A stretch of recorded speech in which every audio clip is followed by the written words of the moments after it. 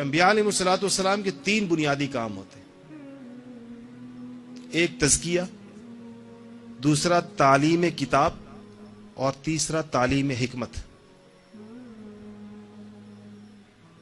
هو الذي بعث في الأميين رسولا منهم يتلو عليهم آياته ويزكيهم ويعلمهم الكتاب والحكمة وإن كانوا من قبل لفي ضلال مبين. کہ اللہ تعالیٰ نے جو نبیوں کو بھیجا ہے تو یہ 4 کام اسے کرنے کے ہوتے ہیں. ایک تو کتاب کی تلاوت اور تعلیم، کتاب کی تلاوت و تعلیم، حکمت کی تعلیم اور تزکیے کی تعلیم. 3 کام آپ کہہ لیجئے. پہلی چیز اس میں سے تزکیہ ہے. اپنے سے چونکہ معاملہ شروع کرنا ہوتا ہے کہ جو بھی آدمی کسی بھی اصلاح کے کام کے لیے کھڑا ہوگا. مجھ سے نوجوان پوچھتے ہیں عام طور پر کہ بیان کے بعد ہمیں یہ نہیں پتہ چلتا کہ کرنے کا کام کیا ہے. بہت سے بیانات کے ہم اس نتیجے پر پہنچنا چاہتے ہیں کہ ہونا کیا چاہیے. تو ترتیب سے شروع کرتے ہیں کہ ہونا کیا چاہیے. پہلی چیز تزکیہ، سب سے پہلی چیز. اس کے بغیر کسی دینی محنت کے اندر کوئی اٹھان نہیں ہوتی. اس کے بغیر کسی دینی محنت کی قبولیت نہیں ہوتی. قبولیت کی ترتیب آج کی دنیا تو کہتی ہے کہ پہلے شہرت ہوتی ہے، پھر مارکیٹنگ ہوتی ہے، پھر ماسز تک پیغام پہنچایا جاتا ہے، اور پھر ہوتے ہوتے مقصد تک پہنچا جاتا ہے. یہ الٹی ترتیب ہے. ہماری ترتیب ہے وہ پہلے آسمانوں سے شروع ہوتی ہے، پھر زمینوں پر آتی ہے، پھر اہل زمین تک پہنچتی ہے. مسلم شریف کی روایت ہے کہ جب انسان نیکی اور تقوی اور صلاح کا رستہ اختیار کرتا ہے تو اللہ جل جلالہ اس سے محبت فرمانا شروع کر دیتے ہیں. اور جب اللہ تعالیٰ اس سے محبت فرمانا شروع کر دیتے ہیں تو اللہ تعالیٰ آسمانوں پر آواز لگاتے ہیں کہ ہم اس سے محبت کرتے ہیں، اے اہل آسمان تم بھی اس سے محبت کرو. تو آسمان پر سارے فرشتے اس سے محبت کرنا شروع کر دیتے ہیں. ابھی دنیا والوں کو کچھ پتہ نہیں ہوتا. ابھی آسمان، میں نے بتایا ہمارا معاملہ آسمانوں سے شروع ہوتا ہے، پہلے وہاں پر بات چلتی ہے. پھر جب آسمانوں پر اس سے محبت اور اس کی قدر و منزلت شروع ہو جاتی ہے تو پھر آسمانوں سے فرشتے زمین والوں کو آواز لگاتے ہیں باقاعدہ. اور اس آواز کو زمین والوں کے دل سنتے ہیں. ان کے کان نہیں سنتے، ان کے دل سنتے ہیں. وہ کہتے ہیں کہ اے لوگو، اس بندے سے آسمان والے محبت کرتے ہیں، تم زمین والوں بھی اس سے محبت کرو. تو اللہ مخلوق کے دل میں اس کی قدر پیدا فرما دیتے ہیں. حدیث کے الفاظ ہے ثم یوزع لہ القبول، پھر اس کو قبول عطا کر دیا جاتا ہے کہ وہ جہاں جاتا ہے اس کو قبولیت ملتی ہے، جہاں جاتا ہے اس کی بات سنی جاتی ہے، اس کی بات کو مانا جاتا ہے. یہ اللہ تعالیٰ اس کے بعد اس کے ساتھ معاملہ فرماتے ہیں. تو اس کے لیے تزکیہ پہلی اور بنیادی شرط ہے کہ پہلے وہ آدمی اپنے آپ کو پاک اور صاف کرے گا اور اپنے آپ کو اس قابل بنائے گا کہ وہ کسی اصلاح اور سدھار کے مشن کا حصہ بن سکے. اس کے لیے جن چیزوں کی انتہائی ضرورت ہے، یاد رکھیے گا، میں نوجوانوں سے عرض کروں، پہلی چیز جو اس میں ایمان اور عقیدے اور اس کے بعد ہے اللہ کی ذات، صرف وہ باجماعت نماز ہے.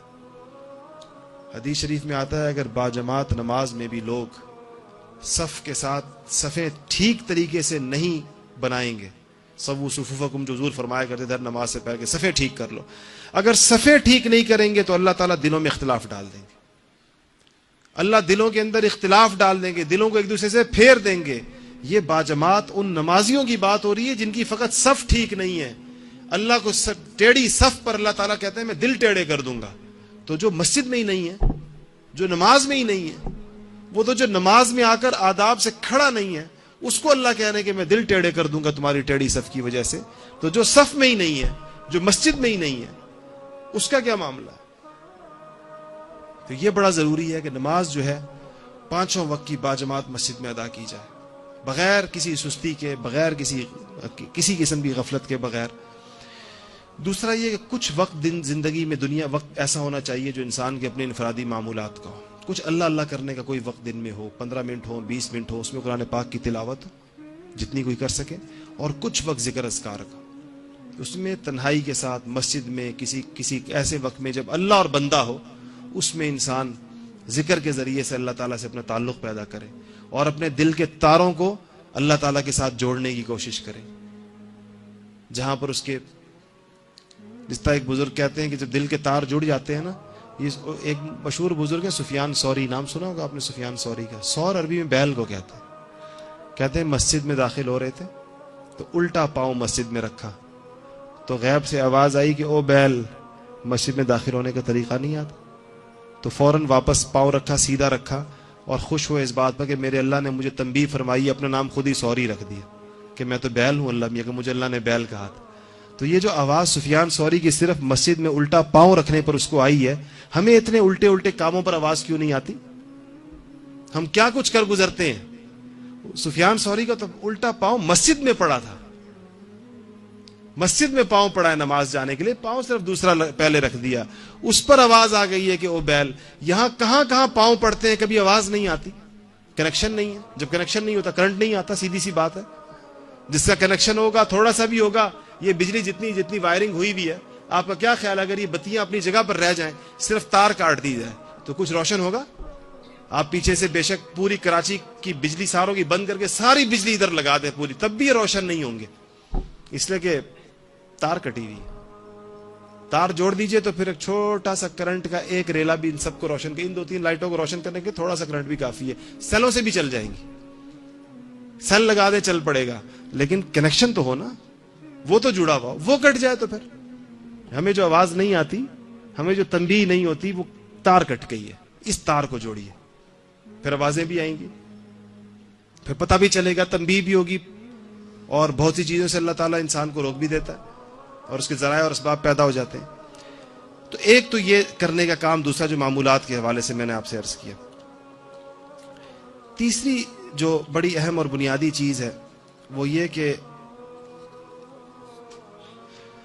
جن لوگوں کی محنتوں کو اللہ تعالیٰ نے قبول کیا ہے، جو مقبولین بارگاہ الہی ہیں، جن کے دنیا میں کام اللہ تعالیٰ کے ہاں مقبول ہے، کبھی آپ نے ایسے لوگوں کی زندگیوں پر غور کیا کہ بعض لوگ ایسے ہوتے ہیں کہ وہ دنیا سے چلے جاتے ہیں، لیکن روزانہ ان کے نامہ اعمال میں کروڑوں انسانوں کے اعمال درج ہو رہے ہوتے ہیں، ان کے رجسٹر میں چڑھ رہے ہوتے ہیں۔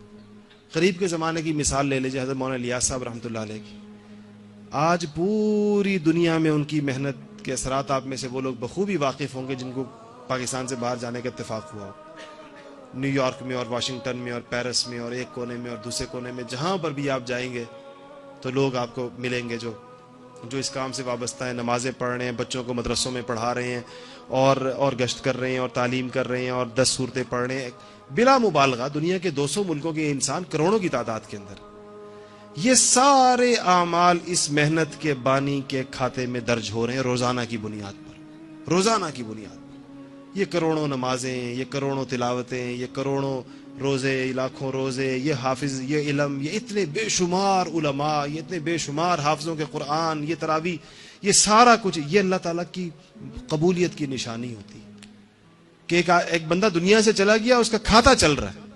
ایسے لوگوں کی زندگیاں پڑھا کریں، ان کی سوانح عمریاں پڑھا کریں، انہوں نے کیا کیا اپنی زندگیوں میں، کیسے ان سے اللہ تعالیٰ نے یہ کام لیے اور کتنی بڑی کامیابیوں کا یہ کام ہے۔ تو اپنی زندگی میں اپنی تلاوت اور نماز روزے کے علاوہ کوئی وقت ایسا نکالیں کہ آپ کے سرہانے، جہاں پر آپ سونے سے پہلے بے شک کوئی وقت ایسا ہو جس میں آپ بزرگوں کے حالات پڑھیں، بزرگوں کے ملفوظات پڑھیں۔ یہ دل کو زندہ رکھنے کے لیے، اب دل کے اندر ایک تڑپ پیدا کرنے کے لیے، ایک کڑن اور اضطراب پیدا کرنے کے لیے بڑی مؤثر چیز۔ اس کا انتخاب کسی عالم سے پوچھ لیجیے گا کہ میں کیا چیز کس سے پڑھنا شروع کروں، مگر آپ کے سرہانے کوئی ایک کتاب ایسی ضرور ہونی چاہیے۔ ظاہر بات ہے ایسا تو نہیں ہوتا نا کہ جب آپ بستر پر جاتے ہیں تو جیسے لائٹ بند ہوتی ہے ویسے ہی آپ کو نیند بھی آ جاتی ہے، بٹن تو نہیں ہے، 10-15-20 منٹ تو انسان کو لگتے ہیں۔ ان 15-20 منٹوں کا استعمال کیا ہونا چاہیے؟ یہ بہترین استعمال ہے کہ آپ کے سرانے ایسی کتابیں پڑھی ہوں، مقبول لوگوں کی زندگیاں ہوں، سوانح عمریاں، وہ کرتے کیا تھے، معاملات کیسے ہوتے تھے، اخلاق کیسے ہوتے تھے، عبادات کیسے ہوتی تھی، اٹھتے کیسے تھے، بیٹھتے کیسے تھے، دن کیسے گزارتے تھے، رات کیسے گزارتے تھے۔ یہ ایک بڑے پڑھنے کی چیز ہوتی ہے۔ اور تیسری اور آخری بات جو میں عرض کرنا چاہ رہا ہوں وہ اصلاحی تعلق ہے۔ اصلاحی تعلق کے بغیر کام نہیں چلتا۔ کسی اللہ والے کا دامن، وہ آپ کو اللہ تک پہنچنے کا آسان رستہ بتا دے گا۔ اس نے خود بڑی مشکل سے وہاں تک پہنچا ہوگا لیکن آپ کو آسانی کے ساتھ پہنچا دے گا۔ جو بندہ خود ایک رستے کی تلاش میں وہ مارا پھرا ہو نا، لیکن کسی اور کو پہنچانا ہو تو کہتا ہے میں بہت گھوما ہوں، آؤ تمہیں سیدھا لے جاؤں، تو آپ کو وہ سیدھا لے جائے گا، سیدھے رستے بتا دے گا، جس کے نتیجے میں اللہ تعالیٰ تک انسان کسی صحبت کا اثر ہوتا ہے۔ کونوا مع الصادقین، صحابہ کو صحابہ کیوں کہتے ہیں؟ صحابہ یہ لفظ صحبت سے نکلا کہ حضور اکرم صلی اللہ علیہ وسلم کے پاس بیٹھنے والے لوگ۔